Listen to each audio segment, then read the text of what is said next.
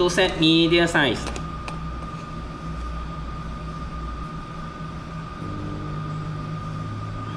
okay, untuk media size, kalau you nak tukarkan unit, kita boleh right click tu ruler bar.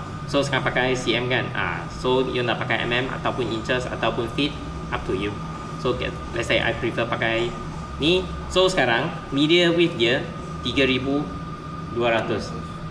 cm. Okay, so kita masukkan material kita 1800, betul? Ya, ataupun ya, sebab paper kita 1840, so kita boleh masukkan 1840. Ya, mm. Lepas tu enter. So dia akan jadi 1008. Tengok. So sini untuk printing direction lah. Lepas tu kita nak add